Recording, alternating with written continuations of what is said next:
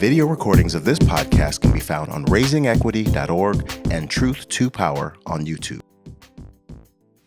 Welcome to the Raising Equity podcast. Today, I'm really excited to have a guest who I actually featured on my What I'm Reading playlist on my YouTube channel.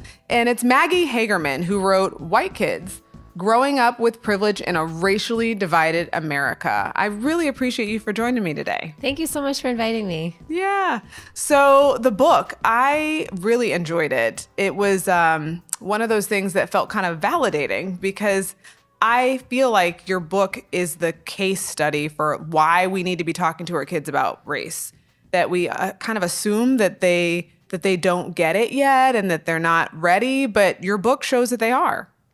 Yeah. And I think that unlike a lot of other research, what I like about my project, if I would say so myself, is that the kids' voices are there. And so you can hear from the children themselves that I studied, what they're thinking, how they're making sense of things. And I think, that pushes us in a new direction beyond just thinking about parents and really thinking about young people. Yeah. And why middle school? Why middle school kids? Yeah. So part of it was just because I looked in the existing research and there's a lot of stuff about high school and there's some about elementary school, but I thought that the middle school years, there wasn't as many, particularly in sociology, like ethnographies of what's going on in kids' lives at that time.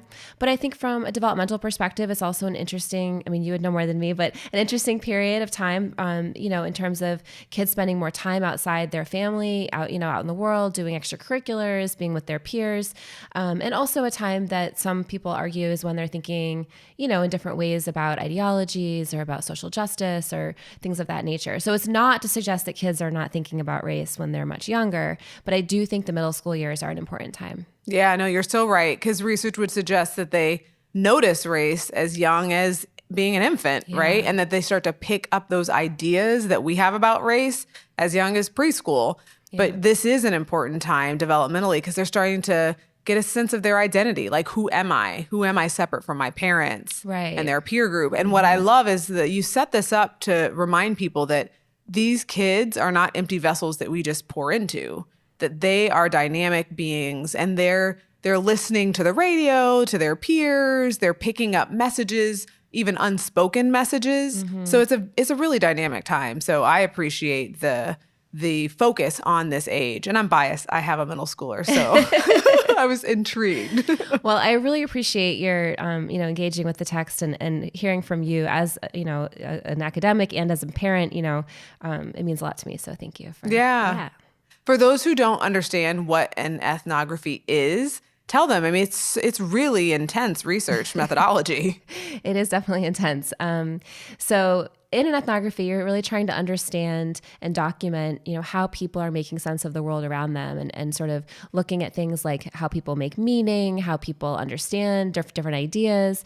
And so what that means is, spending time in a community. So in my research, I moved to a community that I had never lived in. I didn't know much about it. I spent about 3 months just trying to get a lay of the land, figure out the local arguments around the school districts and the school committee and all those kinds of things. But then also trying to figure out where it was in this community that affluent white people were living and choosing to live and raising their children. And so I ended up recruiting 30 families to participate in the study. And I spent 2 years with these families. I babysat a lot of the kids and which was really great because, so much happens in the car, driving to soccer practice or whatever. And so, it was, I interviewed the parents, I interviewed the kids, and I just tried to immerse myself in their everyday lives because I think what we know from survey research with white adults, for example, is that if you just ask a white person to fill out a survey about are you racist, they're probably going to say no. And so, the power of ethnography is being able to sit back and observe people as they actually live their lives.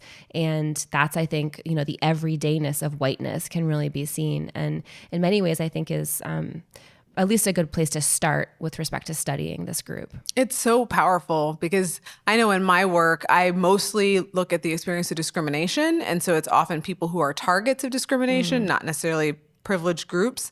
But I had in my work in the community, I work with a lot of white folks, and I had a student who wanted to study white racial identity development, and she did talk to parents at a school that was integrated, But there was a lot of resistance. So like you said, when you give someone a survey or even when you ask them point blank in a direct way, there was a lot of discomfort about talking explicitly about race, about talking about racism. There was this feeling that, well, I'm one of the good ones because I've chosen to live in the city and put my kids in an integrated school. So I've done my work, right? But oh, wait, you want me to talk about it? So maybe talk a little bit about that tension and also being a white person. Do you identify as white? I do identify as white. And I don't think that I would be able to have done this study, at least in the same way, if I wasn't. And I say that because there were a lot of parents who told me that they would not have talked to me even about these issues if I hadn't been a white woman myself. I also think that, I was able to get in, I just like walked into country clubs and, spaces that I think if you were to walk into as a Black woman, might not, your experience might be different than mine. Yeah, their guard would probably be up. And so I think that, I think that my own whiteness really shaped this project a lot. But to get to your other question, I mean, there's so many interesting ways that white people, both in this book, but then also as I've been talking about my book with different communities, try to sort of excuse themselves from all of this, right? That like, oh, those people over there are the bad racist people and I'm not. And I don't know that gets us anywhere. I mean, we're all living in the system of inequality, the structure of oppression and white supremacy. And I just think that we are all implicated, every last one of us. And so, I don't think that just because you send your kid to an integrated school, I mean, that's great, in a lot of ways. Maybe there's some maybe not in some communities, I don't know. But, there are certainly things I think are useful, but I think that we are all constantly, tasked with trying to fix this. And we can't just say, our job is done. We need to keep pushing. Yeah, we're all on the hook. Right. And in your book, you talk to kids who went to integrated schools and they still don't fully understand the larger system. And some of them are starting to notice and put the pieces of the puzzle together. But I think your book and the kids you talk to actually prove the point that your work isn't done just when you place your kid in this integrated school. Right. So it's not just us saying that we actually absolutely. hear. Yeah.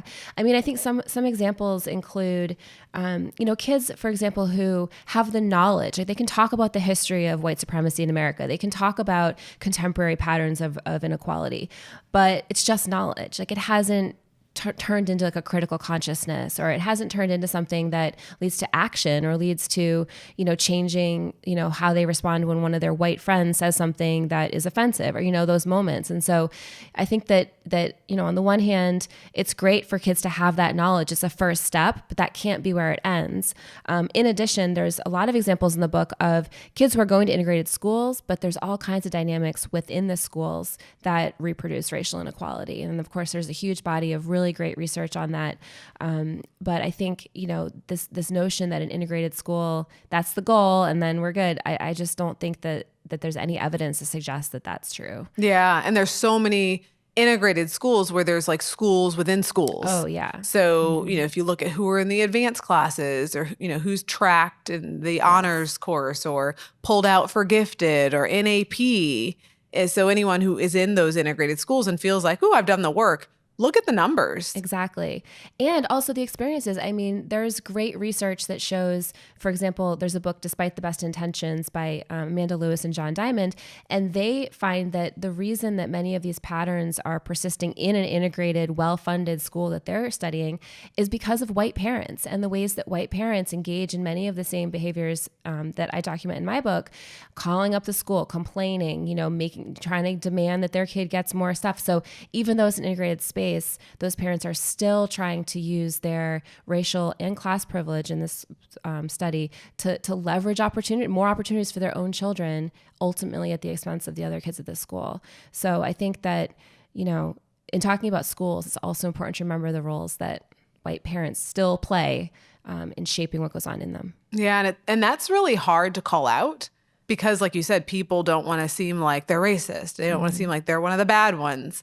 And I don't know what your opinion is. In my work, I often say to people, if we understand that this is a system and that white people have had power, that does mean you're racist. Just like men have always had the power to make decisions and create outcomes and and access for women. Women can't be sexist, but men can be sexist, right? That if we understand the system, yes, you are racist, but to not get caught up in the semantics of the word and really be willing to reflect on how your behavior is perpetuating the system. Right.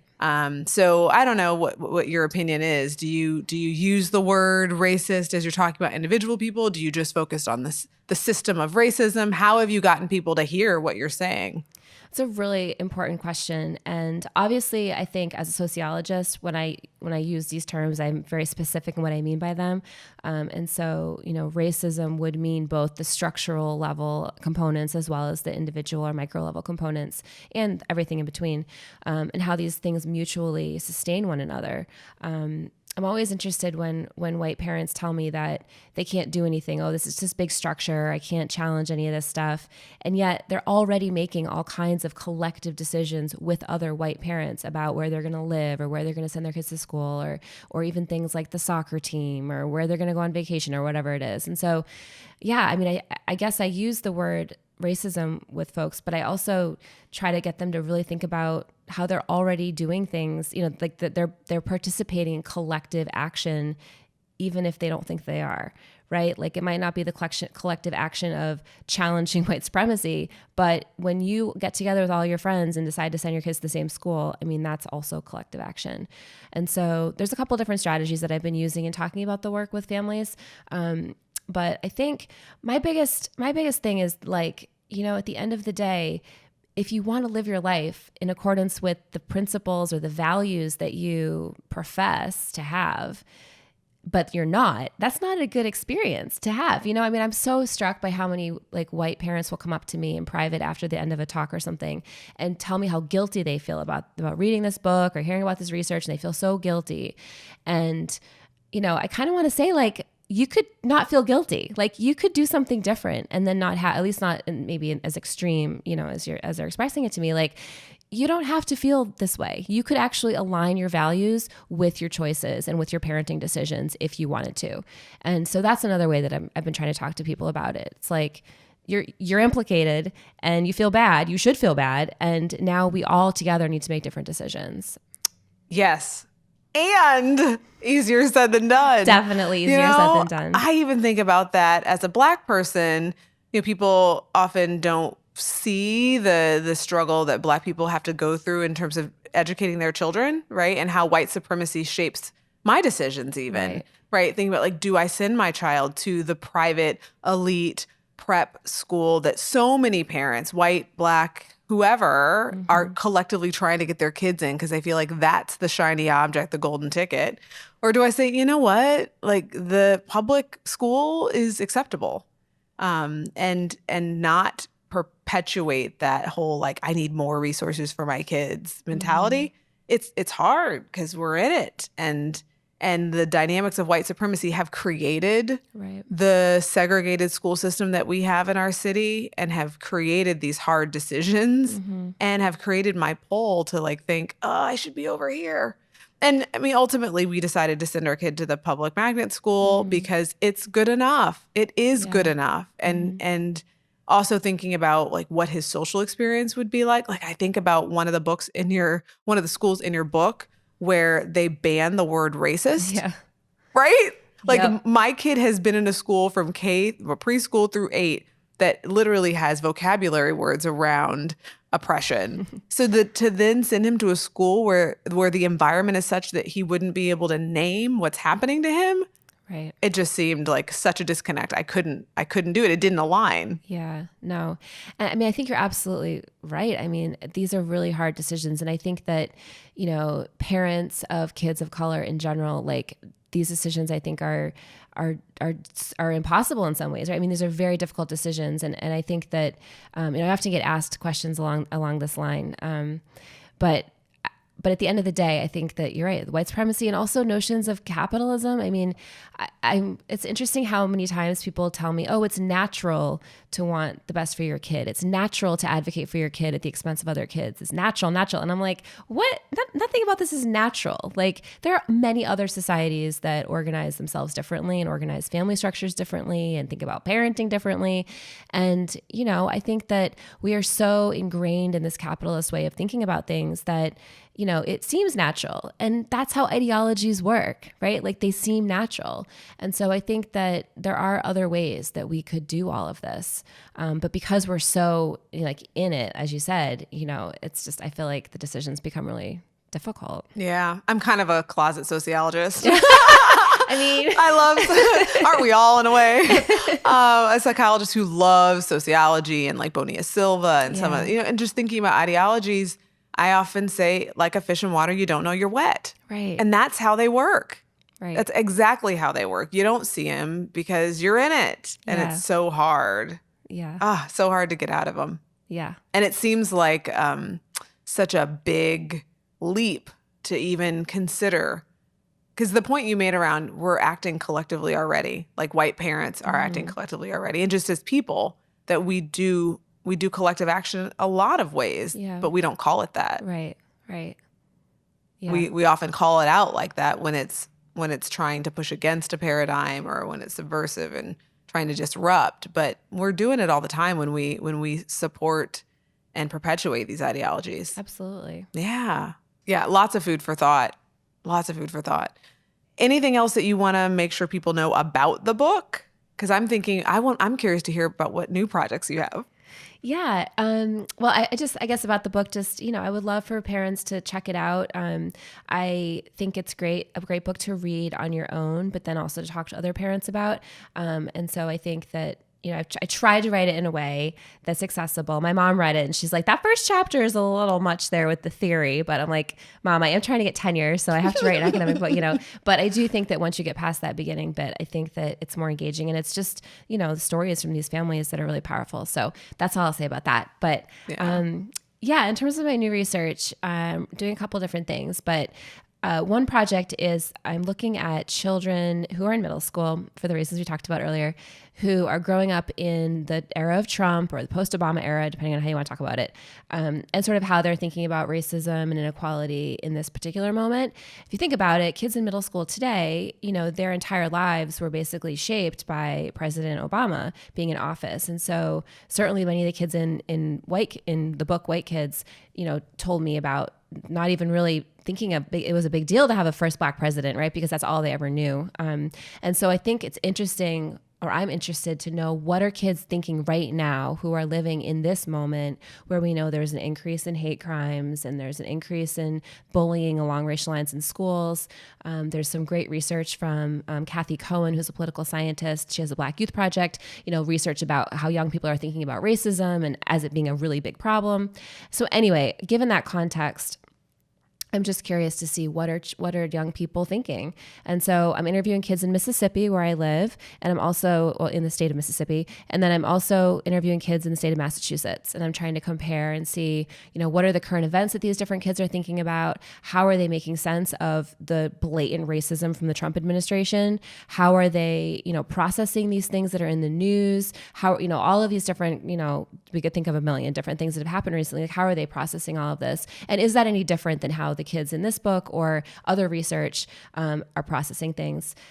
So this new project includes kids across racial lines and class lines. So unlike my previous work that focused on affluent white kids, I have some really great graduate students that are helping me do some interviews, and we're finding some really powerful things. So yes, that's my new research, and we'll see what that takes me, what direction that takes me next. Yeah, that's really important because you're right. They don't know any different, these middle schoolers. And so I even see with my oldest, well, both my kids, but my oldest in particular, like he's able to analyze and see that in our house, we are experiencing and talking about an event or an incident in one way, and that other people are talking about it in another way. And I think that started with the Ferguson uprising, that we were engaged in talking about police violence and and not just Mike Brown's murder, but the larger system. And we would say, you know, we have police officers in the family, and that does not mean we don't hold the system accountable. Right. And that they were able to see like, oh, this incident is being talked about very differently in other spaces than it is in my home. And to me, it's like, have we given them the tools to be able to do that analysis? It actually makes the work of talking to our kids about race that much more important. Right. I absolutely agree. Yeah. So do you have any preliminary results? Well, I keep getting asked that. So I do. I think one of the most powerful results has been that for kids of color, they are experiencing or are expressing to me increases in anxiety, fear, concern about the future of our democracy, kids who have parents who are undocumented, who are scared to leave their house. There's some really intense responses that I've received. And these are kids, again, living in both Mississippi and Massachusetts. In terms of the white kids, I've found that, again, across both contexts, so racism is everywhere, about half of the white kids are telling me that, you know, Trump is awful and he's racist and this is horrible, and they're trying to find ways to respond. But then the other half are not saying that racism is no longer a problem in America. They are saying, yes, Trump is racist, but I don't care. And so that to me is very different than what the white kids in my previous research that took place during the Obama years, you know, what they were saying. They were saying, we don't have racism. What are you talking about?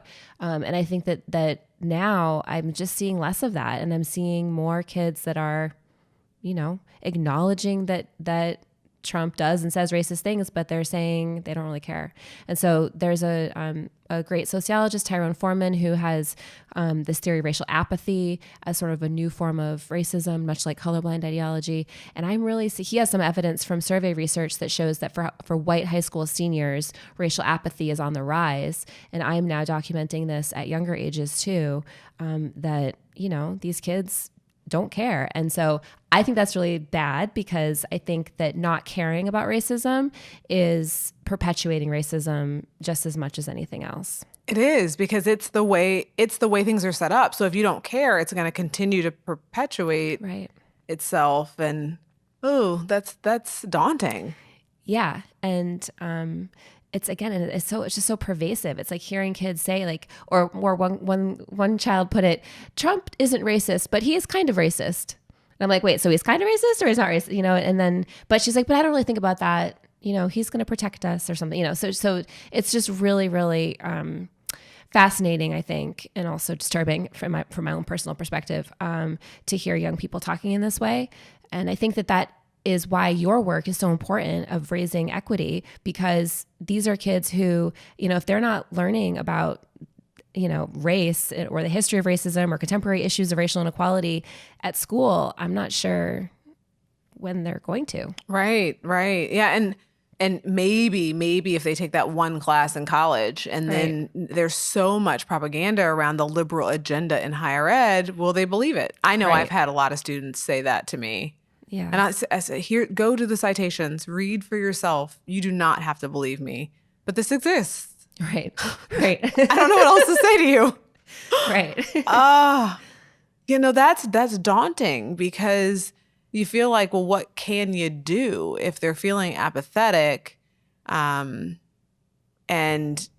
seeing it in action, they don't care. Then what can you do? Because in the past, it was kind of like, well, it's not happening. Maybe I don't see it, right? Like, I think during the civil rights movement, everyone saw it. It was on the evening news. It was so clear. And that's the time when we saw collectively everyone saying we need to do something. That was when affirmative action was created, and Republican, Democrat, everyone was saying we needed this because it was so clear. Mm-hmm. But then we have these times where it wasn't so clear, and it seemed, isn't everything better? And the colorblind racial ideology, and then Obama becoming president. I'm totally like fast forwarding through all sorts of things. But it worries me that it can be so blatant and in our faces, and people can say either one, I don't see it, but two, the more kind of pernicious, the more dangerous one is I don't care. Mm-hmm.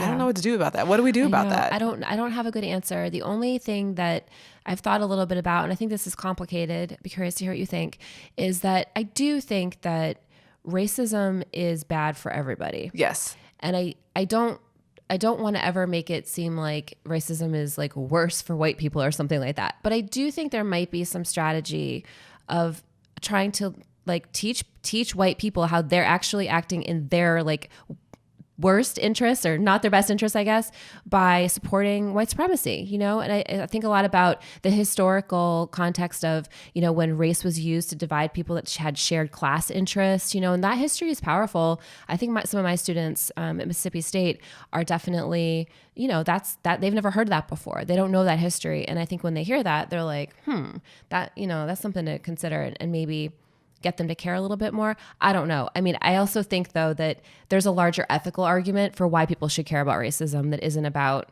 it being bad for white people, right? So that's why I say it's complicated.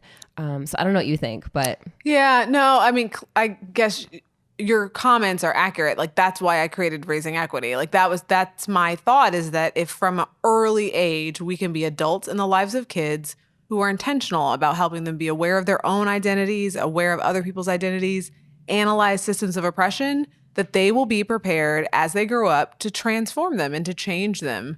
That's my hope, but that's a long game, right? Like that takes adults who are willing to do that work and who want to do that work. Yeah. So then you have kids that only know being aware and analyzing and transforming, right? That's long term. That won't work for those high school seniors that are apathetic right now.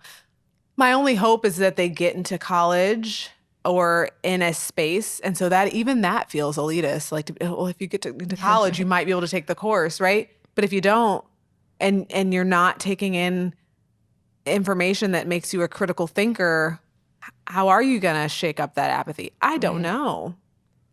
Yeah. Well, that's not a really pleasant place to end. Oh, gosh. No.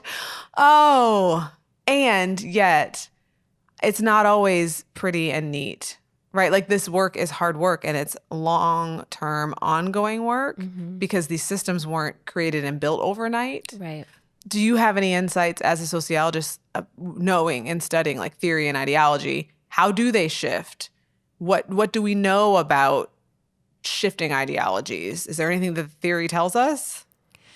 Well, I think that ideologies are constantly shifting, right? I mean, we have dominant ideologies, right? But then there's also, you know, constantly, you know, as Bonilla Silva talks about, racial contestation, right? The pushing back against colorblindness, pushing back against structures of inequality that has always, you know, been present alongside the, you know, white supremacy always being present. So I guess in that sense, I do see, you know, this is constantly in flux. And so that means that it can change in ways that are better, I suppose. I guess I also, though, would just look to some of the kids in my book, because I did go back and re-interview them when they were in high school. And so it's at the very end of the book.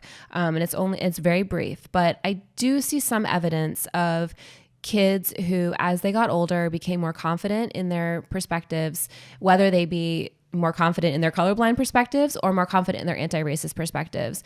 And I don't know that there's a ton of hope in my book ultimately, but I do, if I have to point to one thing, I do think that some of those kids, so some of these white children they're teenagers really at this point, are pushing back in ways that are thoughtful and reflective, and that they have experienced some sort of training, awareness, transformation, like you were mentioning, in their own childhoods that allows them to do that. I'm not saying they do it perfectly, and I'm not saying that we should think of them as like the good white people, because again, I don't think that makes sense to label the good anti-racist and the bad racist. I think everyone is implicated, but there is some kernel of hope there, I think, particularly because I talk about in the book how there was a Black teenager who was shot and killed by the police in one of these neighborhoods, and listening to the kids respond to that and watching their actions and how they treated their peers of color in the community, and how they, you know, and there's a spectrum of different ways, but there was a group of kids who I think were doing things in a positive way. And so that's a little hope. Yeah, no, that is hopeful. Thank you for reminding me. You know, sometimes you get caught up in the overwhelm and just thinking about that apathy, and and feeling powerless about it. I got stuck. But you're right. Like, change is always happening. Yes. Right? Like, it's always happening. And it's a myth to say that it's always been this way and it always will. Like, the constant is change. Right. If anyone's an Octavia Butler fan, right? Like, change is always happening. And so that's part of why I wanted to have you on the podcast, to share not only your book, but your thinking about how we need to understand kids as dynamic beings and be willing to listen to how they're thinking about race. Absolutely. And then as adults, how do we help support, shape, respond? It's important and it's big work. So I appreciate you for being here on the podcast. If people want to find you, follow you, how do they do that? I am on Twitter. It's Maggie Hagerman. Not Maggie Hagerman, who is a New York Times reporter. So it's Hagerman. And then I also have a website, which is just my first and last name, margarethagerman.com.